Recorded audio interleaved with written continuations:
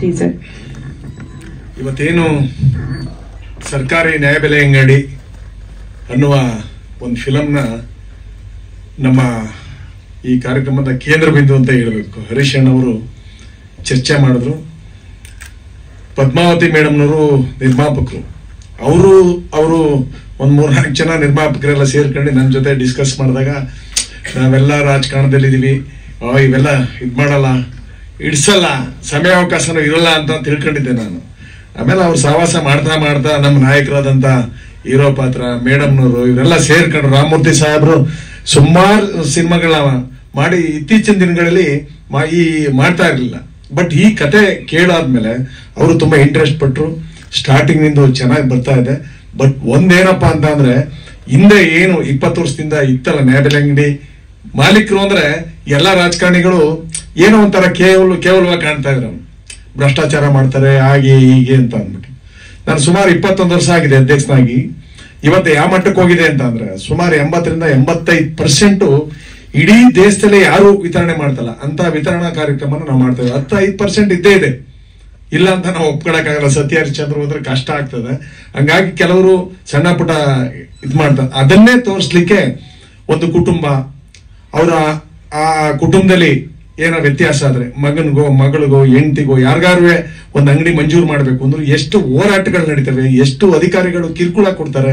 ಇವೆಲ್ಲನೂ ಮೊನ್ನೆ ಹರೀಶ್ ಅಣ್ಣ ಅವರು, ನಮ್ಮ ನಿರ್ಮಾಪಕರು ರಾಮಮೂರ್ತಿ ಸಾಹೇಬ್ರೆಲ್ಲ ಹೇಳಿ ಒಳ್ಳೆ ಒಂದು ಸಿನಿಮಾನ ಮಾಡ್ತಾ ಇದ್ದಾರೆ. ಇನ್ನೂ ಮುಕ್ತಾಯದಂತ ಆಗಿಲ್ಲ.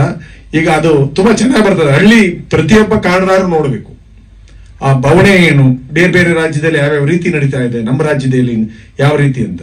ಇದು ನಾವು ಫಿಲಂ ತೆಗಿತಾ ಇರೋದೇ ನಾವು ಆಲ್ ಇಂಡಿಯಾದವರು. ನಾನು ಆಲ್ ಇಂಡಿಯಾ ವರ್ಕಿಂಗ್ ಪ್ರೆಸಿಡೆಂಟ್ ಇದ್ದೀನಿ. ಇಡೀ 5-6 ರಾಜ್ಯದಿಂದ ತುಂಬಾ ಒತ್ತಡ ಇದೆ. ನಾವು ಸಹ ನಮ್ಮ ರಾಜ್ಯದಲ್ಲಿ ಮಾಡಬೇಕು, ಇದು ಡಬ್ಬಿಂಗ್ ಮಾಡಬೇಕು, ಆಳು ಮುಳು ಅಂತ ಏನೇನು ಹೇಳ್ತಾ ಇದ್ದಾರೆ. ಇದು ಸ್ಟಾರ್ಟ್ ಆದ್ಮೇಲೆ ಏನು ಅನ್ನೋದು ಅರಿವಾಗ್ತದೆ. ನನಗೆ ಭರವಸೆ ಇದೆ ಇದು ಒಳ್ಳೆ ಸಿನಿಮಾ. ಬಟ್ ನಮ್ಮ ಸಮಸ್ಯೆಗಳನ್ನ ಜನ ಮುಂದೆ, ಕಾಡ್ದಾರ ಮುಂದೆ, ಸರ್ಕಾರದ ಮುಂದೆ ಇಡ್ತಾ ಇದ್ದಾರೆ ಹರೀಶ್ ಅಣ್ಣವರು. ಅದಕ್ಕೆ ಅವರಿಗೆ ಕೃತಜ್ಞತೆ ಹೇಳ್ತಾ ಇದ್ದೀನಿ. ಮತ್ತೆ ಇನ್ನು ಮುಂದಿನ ದಿನಗಳಲ್ಲಿ ಇನ್ನೂ ಉನ್ನತ ಸ್ಥಿತಿಗೆ ನಮ್ಮ ನ್ಯಾಯಬೆಲೆ ಅಂಗಡಿಯವರು ಮಾಲೀಕರು ಕೆಲಸ ಮಾಡಬೇಕು ಅಂತ ನಾನು ನಿಮ್ಮ ಪರವಾಗಿ ಅವ್ರನ್ನ ಕೋರ್ತಾ ಇದ್ದೀನಿ. Thank you. ವಿಚಾರವನ್ನ ಸೂಕ್ಷ್ಮವಾಗಿ ಅಂದ್ರೆ ನ್ಯಾಯಬೆಲೆ ಅಂಗಡಿ ಇಟ್ಟಿರೋರಿಗೆ ಮತ್ತೆ ಎಚ್ಚರಿಕೆ ಕೊಡುವಂಥದ್ದು ಅಥವಾ ಅವ್ರಿಗೆ ಜಾಗೃತವಾಗಿ ಅಂತ ಹೇಳೋ ಆ ಥರದ್ದೇನೋ ಅಂಶಗಳಿದೆಯಾ ಸರ್? ಇದೆ. ನಾವು ಈ ಪ್ರತಿಭಟನೆ ಮಾಡ್ಬೇಕಾದ್ರೆ ಸರ್ಕಾರ ಏನ್ ಮಾಡಿದೆ, ನಾವ್ ಯಾವ ರೀತಿ ನಡ್ಕೋಬೇಕು ಅನ್ನೋದು ಅದು ಇದೆ. ಇನ್ನು ಮುಂದಿನ ಶೂಟಿಂಗ್ ಇದೆಯಲ್ಲ, ಅದ್ರಲ್ಲಿ ಯಾವ್ಯಾವ ರೀತಿ ಮಾಡ್ತಾರೆ ಅಂತ ನಿರ್ದೇಶಕರು ಪವನ್ ಕುಮಾರ್ ಅವರು ಮತ್ತೆ ರಾಮಮೂರ್ತಿ ಸಾಹೇಬ್ರು, ನಮ್ಮ ನಿರ್ಮಾಪಕರೆಲ್ಲ ಏನ್ ತೀರ್ಮಾನ ಮಾಡ್ತಾರೆ ಅದನ್ನ ಮಾಡ್ಬೇಕು. ಅದು ಬರಲೇಬೇಕು. ಯಾಕೆಂದ್ರೆ ಅವಶ್ಯಕತೆ ಇದೆ. ಯಾವ ರೀತಿ ನಡ್ಕೋಬೇಕು, ತಪ್ಪು ಮಾಡಿದವ್ರಿಗೆ ಏನ್ ಶಿಕ್ಷೆ ಕೊಡಬೇಕು, ಮತ್ತೆ ಈಗ ಕುಟುಂಬದಲ್ಲಿ ಯಾರಿಗಾರ ತೊಂದರೆ ಆದ್ರೆ ಏನ್ ಮಾಡ್ಬೇಕು ಅನ್ನೋದನ್ನ ಇದರಲ್ಲಿ ಇಲ್ಲಿವರೆಗೆ ನಡೆದಿರೋಂಥ ಶೂಟಿಂಗ್ ಅಲ್ಲಿ ಮಾಡಿದ್ದಾರೆ. ನಾನು ಅಧ್ಯಕ್ಷನ ಪಾತ್ರ ನಾನು ಮಾಡಿದ್ದೀನಿ. ಹಂಗಾಗಿ ನಮ್ಮ ಅಂಬರೀಷ್ ಅಣ್ಣನ ಹುಟ್ಟೂರಲ್ಲೇ ನಾವು ಫಿಲಂನ ತೆಗೆದಿರೋದು. ಅದರಿಂದ ಯಶಸ್ವಿ ಆಗ್ತದೆ. ಜನನು ನೋಡ್ತಾರೆ.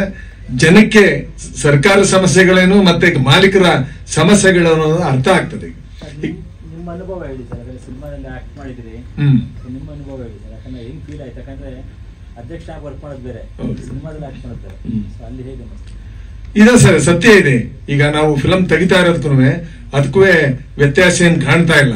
ಬಟ್ ಇದು ಒಂದು ರೀತಿಯಲ್ಲಿ ಏನು ಭ್ರಷ್ಟಾಚಾರ ನಡೆಯೋ ಕಡೆ ಸ್ವಲ್ಪ ಎಚ್ಚರಿಕೆನೂ ಕೊಡುವಂತದ್ದಿದೆ. ನಮ್ಮ ಮಾಲೀಕರು ವಿತರಣೆ ಮಾಡ್ತಾ ಇದ್ರೆ ಏನೇನ್ ಆಗ್ತದೆ ಅನ್ನೋದ ಮುಂದಿನ ದಿನಗಳಲ್ಲಿ ಮುಂದಿನ ಭಾಗದಲ್ಲಿ ತೆಗಿಬಹುದು ಅನ್ನೋ ಕಾಣ್ತದೆ. ಅವ್ರ ನಿರ್ದೇಶಕರು ನಿರ್ಮಾಪಕರು ಯಾವ ರೀತಿ ಮಾಡ್ತಾರೆ ಅಂತ ನನಗೆ ಇನ್ನೂ ಗೊತ್ತಿಲ್ಲ. ನಾನು ಅಧ್ಯಕ್ಷನಾಗಿ ಆಕ್ಟ್ ಮಾಡಿದ್ದೀನಿ. ನಾನು 20 ವರ್ಷದಿಂದ ಅಧ್ಯಕ್ಷನಾಗಿ ಎಲ್ಲಾ ಸಮಸ್ಯೆಗಳನ್ನು ನೋಡಿದ್ದೀನಿ. ನಾನು ಇವತ್ತು ಇಡೀ ದೇಶದಲ್ಲಿ ಯಾರು 10 kg ಅಕ್ಕಿ ಕೊಡ್ತಾ ಇಲ್ಲ. ಆ ಅಕ್ಕಿ ಕೊಡಬೇಕಾದ್ರೆ 5-6 ರಾಜ್ಯಕ್ಕೆ ಹೋಗಿ ಮಾಹಿತಿ ತಂದು CM ಹತ್ರ ಹೋಗಿ ರಿಕ್ವೆಸ್ಟ್ ಮಾಡಿ, ನಮ್ಮ ಮಿನಿಸ್ಟ್ರಿಗೆ ರಿಕ್ವೆಸ್ಟ್ ಮಾಡಿ ಇವತ್ತು 10 kg ಅಕ್ಕಿನ ಫೆಬ್ರವರಿಯಿಂದ ಕೊಡ್ತಾ ಇದ್ದಾರೆ. ಇಡೀ ದೇಶದಲ್ಲಿ ಯಾರು ಕೊಡ್ತಾ ಇಲ್ಲ. ಕರ್ನಾಟಕದಲ್ಲಿ ಒಂದರಲ್ಲಿ 10 kg ಕೊಡ್ತಾ ಇರೋದು. ಅದರಿಂದ ನಮ್ಮ ಪುಣ್ಯ ಏನಪ್ಪಾ ಅಂದ್ರೆ ನಮ್ಮ ಸಾಹೇಬರು ಇಷ್ಟೊಂದು ತಾಳ್ಮೆ, ಇಷ್ಟೊಂದು ಒಳ್ಳೆತನ ಆದಂತ ಈ ಫಿಲಂ ಹೋದಾಗ್ಲೇ ಗೊತ್ತಾಗಿದ್ದು ನನಗೆ. ಅಷ್ಟು ದೊಡ್ಡತನ ಇದೆ, ಅಷ್ಟೊಂದು ತಾಳ್ಮೆ ಇದೆ, ಸಮಾಧಾನ ಇದೆ. ನಾವು ಹೋದಾಗ್ಲೇ ಇನ್ನೂ 108 ಕೆಲಸಗಳಿಗೆ ತಪ್ಪಿಸ್ಕೊಂಡು ಹೋಗಕ್ಕೆ ರಾಮಮೂರ್ತಿ ಸಾಹೇಬರು ಬೈಯರ್ ನನ್ನ, ಏನ್ ಇಷ್ಟೊಂದು ಅರ್ಜೆಂಟ್ ಮಾಡ್ತೀರಂತ.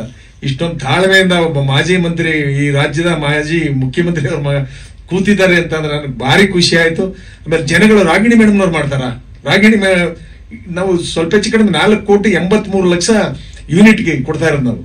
128 1,28,000 ಕಾರ್ಡ್ಗಳಿವೆ.